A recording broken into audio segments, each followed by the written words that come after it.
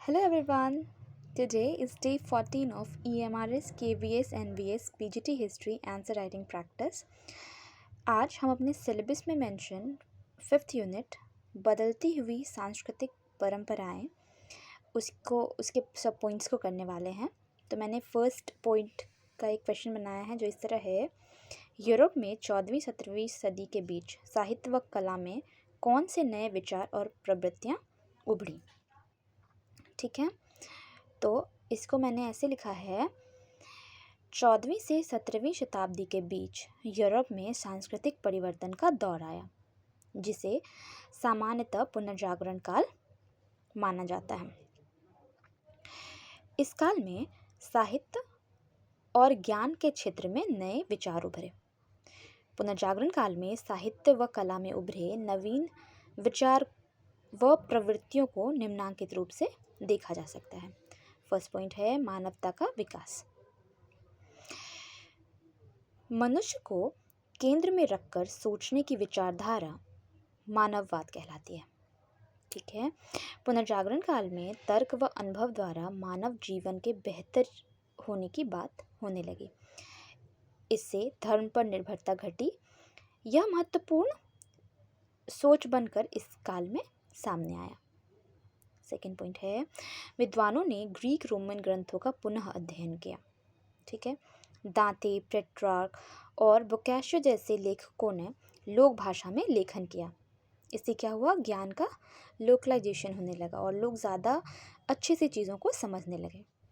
Fourth point है Leonardo da Vinci, Michelangelo, Raphael ने यथार्थवादी कला विकसित की। ठीक है, फिफ्थ है मुद्रण कला का विकास जिसके कारण विचार तेजी से फैले। मुद्रण कला से क्या होता था कि किताबें ज़्यादा छपती थी और वो ज़्यादा लोगों तक पहुंच पाती थी। ठीक है, लास्ट है हमारा कंक्लूजन। इस प्रकार उपर्युक्त विवेचना से स्पष्ट है कि पुनर्जागरण काल में साहित्य और कला में मानव केंद्रित, तर्कपूर्ण और यथार्थवादी प्रवृत्तियां विकसित हुई। इसी यूनिट का हमारा सेकंड सब पॉइंट है पुनर्जागरण का मतलब वहाँ कोई जो विचारधारा थी, ठीक है, उसका पूर्ववर्ती विचारधाराओं से क्या संबंध था। तो उसका क्वेश्चन मैंने वैसे बनाया है, पुनर्जागरण का पूर्ववर्ती विचारधाराओं से क्या संबंध था, स्पष्ट करें। ठीक है, तो हमारा आंसर यहाँ से शुरू है। पुनर्जागरण नई शुरुआत से विलग पुराने ज्ञान व नई सोच का मेल था। इसमें प्राचीन परंपराओं को नए रूप में अपनाया गया। ठीक है, यहाँ से हमारी बॉडी स्टार्ट होती है। पुनर्जागरण का पूर्ववर्ती विचारधाराओं से संबंध को निम्नांकित रूप से दर्शाया जा सकता है। हमारा फर्स्ट पॉइंट है पुनर्जागरण कालीन विद्वानों ने प्राचीन यूनान और रोमन साहित्य से प्रेरणा ली। अरस्तु, प्लेटो, सिसरो जैसे विचारकों के ग्रंथ से पुनर्जागरण कालीन विद्वानों ने काफ़ी कुछ सीखा और वो उससे काफ़ी प्रभावित हुए। थर्ड है मध्यकालीन धर्म प्रधान सोच के स्थान पर मानव और तर्क को महत्व मिला। फोर्थ पॉइंट है कलाकारों और लेखकों ने पुरानी परंपराओं को नए यथार्थवाद के रूप में प्रस्तुत किया। ओके, यहाँ हमारा कंक्लूजन है एक छोटा सा।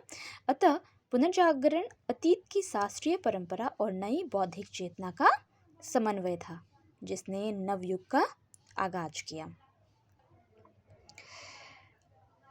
हमारे इसी में थर्ड सब पॉइंट था कि पुनर्जागरण के विकास में पश्चिम एशिया का योगदान क्या था। ठीक है, या क्या संबंध था, इसको मैंने ऐसे क्वेश्चन लिया है, पुनर्जागरण के विकास में पश्चिम एशिया का क्या योगदान था।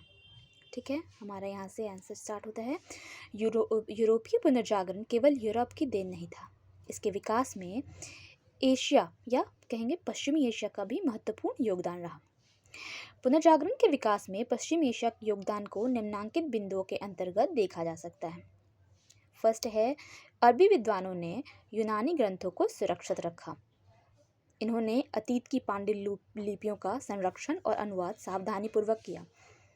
अरबी भाषा में प्लेटो को अफलातून और एरिस्टोटल को अरस्तु के नाम से जाना जाता है। ठीक है, सेकेंड पॉइंट है हमारा परिष्कृत ज्ञान की कामना में यूनानी विद्वान पुनर्जागरण काल में अरबी और फारसी विद्वानों की कृतियों को अन्य यूरोपीय लोगों के बीच प्रसार करने लगे। ठीक है। ये ग्रंथ प्राकृतिक विज्ञान, गणित, खगोल विज्ञान, औषधि विज्ञान और रसायन विज्ञान से संबंधित थे। हमारा थर्ड पॉइंट है, बहुत से विद्वानों ने यूनानी और अरबी भाषा के बीच संबंध को अपनी लेखनी से उजागर किया है। टॉलमी द्वारा रचित अल मजेस्ट में अल उपपद जो है इसी से संबंधित है, जो यूनानी और अरबी भाषा के बीच संबंध को दर्शाता है। फिफ्थ है, इतालवी दुनिया में या इटली की दुनिया में मध्य एशिया के दार्शनिक इब्न सीना, जिसे लैटिन में एबिसीना कहा जाता था, अल राजी, जिसे लैटिन में रेजस कहा जाता था, और इब्न रुश्द, जिसे अविरोज के नाम से लैटिन में जाना जाता था, को ज्ञानी माना जाता था तथा ईसाई चिंतक द्वारा इनके दर्शन को अपनाया गया और कार्य में लाया गया। ठीक है। हमारा फिफ्थ पॉइंट है, क्रूसेड्स व वाणिज्य व्यापार द्वारा भी यूरोप का संपर्क जो है पश्चिम एशिया से बढ़ा और पुनर्जागरण को इसने दिशा मिली। यहाँ पे हमारा एक छोटा सा कंक्लूजन है। अतः पुनर्जागरण का उदय व विकास पश्चिम एशिया से मिले ज्ञान व संपर्क से संभव हुआ। ठीक है। ये हमारा लास्ट पॉइंट है, जिसमें पुनर्जागरण काल की अवधारणा की वैधता पर जो इतिहासकारों की मतैक्यता है उस पर चर्चा करनी है। इसका मैंने एक क्वेश्चन ऐसे बनाया है, पुनर्जागरण की अवधारणा की वैधता पर इतिहासकारों के विचार स्पष्ट कीजिए। ठीक है। यहाँ पर इसका आंसर शुरू होता है, पुनर्जागरण को यूरोप में 14वीं-17वीं शताब्दी के बौद्धिक और सांस्कृतिक जागरण काल माना जाता है, परंतु इतिहासकार इसकी अवधारणा की वैधता पर अलग अलग विचार प्रस्तुत करते हैं। पुनर्जागरण की जो अवधारणा की वैधता के प्रश्न पर इतिहासकारों के भिन्न भिन्न मतों को निम्नांकित रूप से दर्शाया जा सकता है।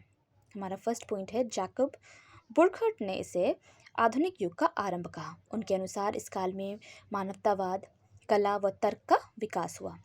सेकेंड पॉइंट है, इंग्लैंड के पीटर बुरखर्ट के जो बातें हैं उसके बारे में उन्होंने अपना मत दिया है, ने 14वीं शताब्दी के पुनर्जागरण 14वीं शताब्दी को पुनर्जागरण का काल कहने और मध्यकाल को पूर्ण अधिकार युग की बात को अतिशयोक्ति बताया।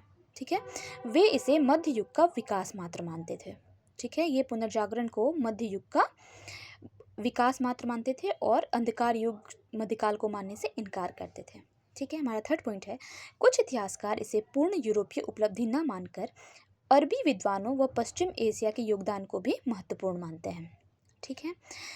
फोर्थ पॉइंट है, कुछ इतिहासकार इसे इटली व अभिजात वर्ग तक सीमित मानते हैं, जबकि कुछ जो हैं इसे पूर्ण रूप से यूरोपीय कहने से बचते हैं। ठीक है। अतः उपर्युक्त इतिहासकारों के तर्कों से सिद्ध होता है कि पुनर्जागरण को अचानक हुए परिवर्तन के रूप में देखना मात्र यूरोपीय उपलब्धि मानना व मध्यकाल को अंधकारमय युग मानना अतिशयोक्ति है। इसे सीमित, मिश्रित व बहुस्रोत सांस्कृतिक परिवर्तन के रूप में समझा जाना ज़्यादा युक्तिसंगत है। यहाँ पर हमारा ये पूरा यूनिट समाप्त होता है। आपको ये क्वेश्चन आंसर कैसा लगा ज़रूर बताइएगा, and follow for more. Thank you.